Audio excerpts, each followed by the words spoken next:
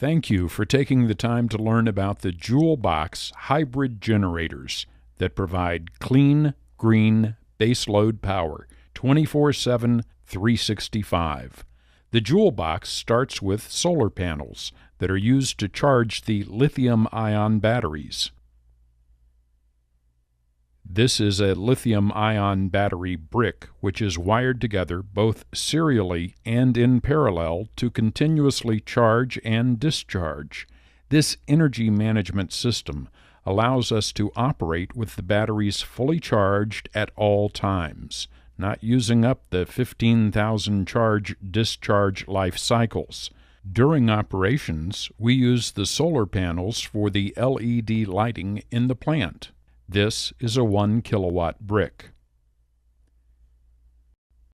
Inside the 60 kilowatt JouleBox are 30 kilowatts of battery bricks. We split it into 2 battery bricks, one standing on its edge and one laying down.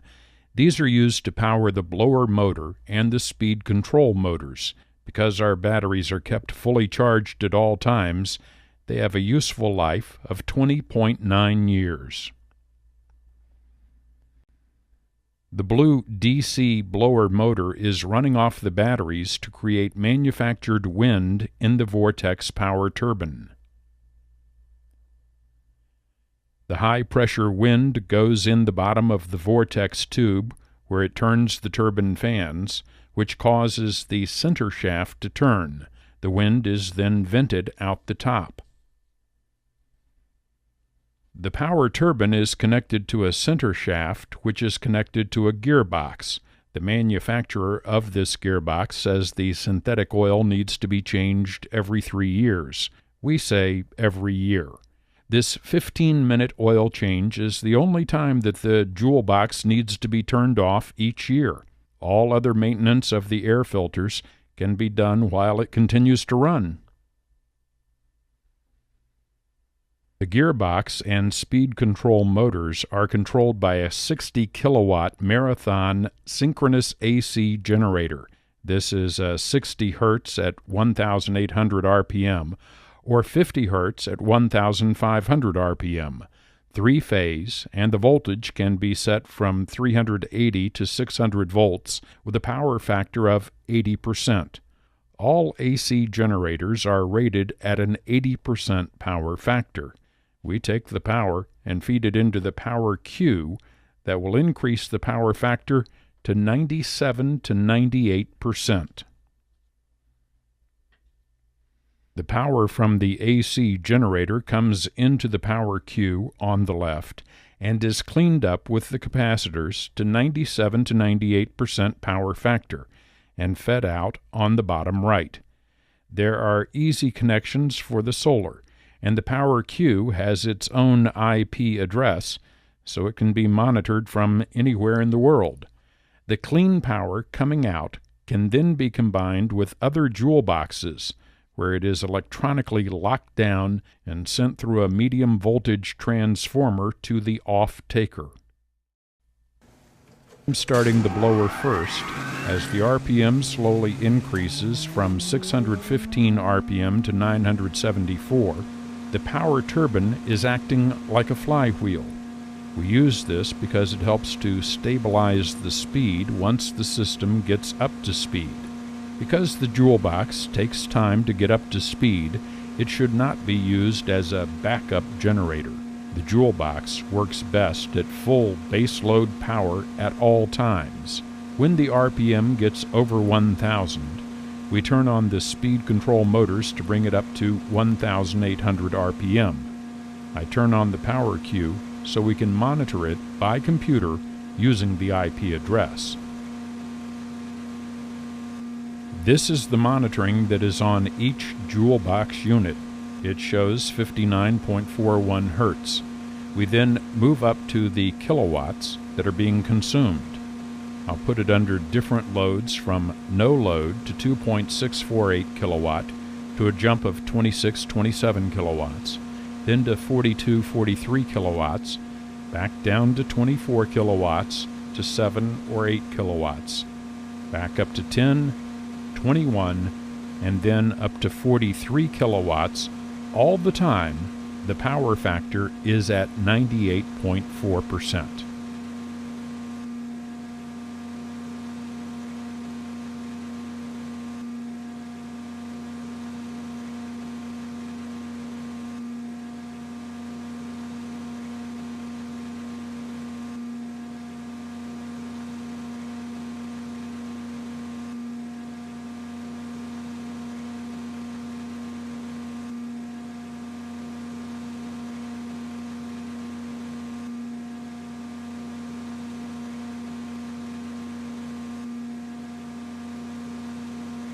The total harmonic differential measures the quality of the power. Anything below 20% is okay. In the U.S., we get about 8% off the street. We are at 3.93%, which is exceptional quality. We can also monitor the sequence phasor. We monitor by exception over 45 individual components of the power that is being produced. The parameters are set for maximums and minimums, and if it falls outside that range, it sends us an alarm so everyone is notified. This is the inside of our patent-pending proprietary 40-horsepower DC motor that is used as both a speed control motor and a blower motor. While typical motors use 30 kilowatts to create 40 horsepower, we use less than 8 kilowatt for each 40 horsepower motor. Horsepower is created according to the formula of horsepower equals torque times RPM divided by 5252. Nothing in the formula says anything about watts. We increase the horsepower by positioning the strongest neodymium permanent magnets between each coil. Each one is so strong they can pick up over 1,000 pounds. When we turn on the charge to the coil, the magnetic coil flux travels down the stator arm to the rotor. It is combined with the magnet flux to create a dual flux. This dual flux creates twice the torque without using more watts. Then, when the charge to the coil is turned off, the back EMF travels back up the stator arm, creating resistance. But because of the positioning of the magnets, we can create a closed path between the magnets and redirect the back EMF from the coil to the next magnet. By redirecting the back EMF, we reduce the resistance and increase the RPM. We reinforce the conservation of energy that states that energy cannot be created or destroyed, no matter how hard people have tried to destroy the back EMF. We conserve the energy, redirect it so it can be harvested and reused. This is why our motors use less than 200 watts per horsepower. We are not a closed system because of the interaction of the magnets with the Earth's core, but even still, we are not perpetual motion, because our system will eventually stop when the magnets lose power in 100 years. Even though we use less watts to create more horsepower, the laws of physics still require us to be in balance. The formula is 1 horsepower equals 746 watts, or 0.746 kilowatts. We have 3 DC motors that run off the 30 kilowatt battery brick. Each one uses less than 8,000 kilowatts, so all 3 use less than 24 kilowatts. The battery is kept charged by a 30 kilowatt DC motor that is connected to the blower motor. Therefore, the batteries stay fully charged at all times. There are 2 of the 40 horsepower speed control motors and a 40 horsepower blower motor, for a total of 120 horsepower. There is a 30 kilowatt DC generator to keep the batteries fully charged, and a 60 kilowatt AC generator for output that is used or fed into the grid for a total of 90 kilowatts of generators. The formula of 1 horsepower equals 746 watts, 0.746 kilowatts, is the same as 120 horsepower equals 90 kilowatts. By positioning JouleBox power plants next to substations, we avoid all the expense and losses associated with high-voltage transmission lines. We can provide firm, baseload power 24/7, 365 to the substation, where it can be delivered at medium voltage through distribution lines. These plants can be sized from 3 megawatts to 50 megawatts each. Each plant is installed inside a prefab climate-controlled metal building. The units are placed end-to-end and double-stacked on racks. The 3-megawatt plant in the upper left is a building of about 900 square meters, and the 50-megawatt plant in the bottom right is only using 10,000 square meters.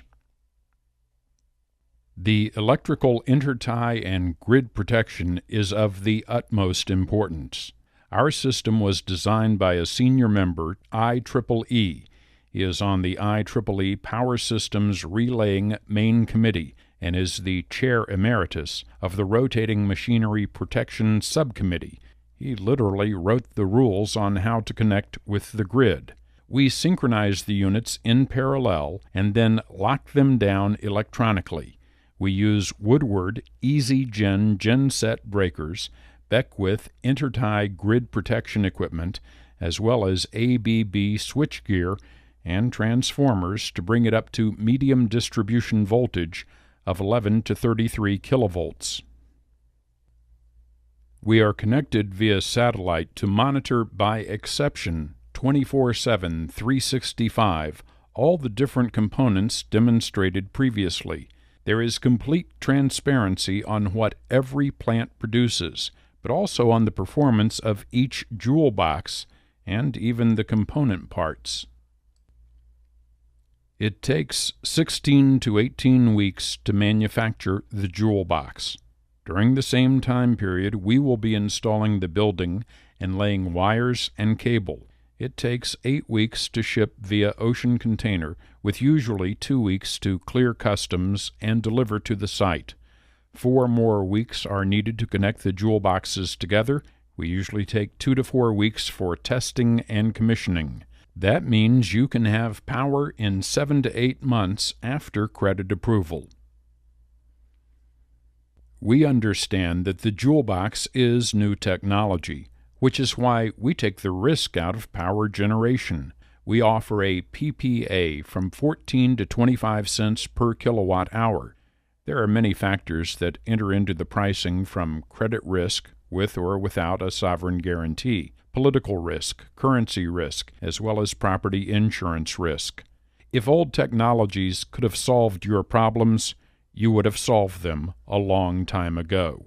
The JouleBox offers clean, green, baseload power 24/7, 365. We assume all the risk. All you pay for is the power that is delivered to you.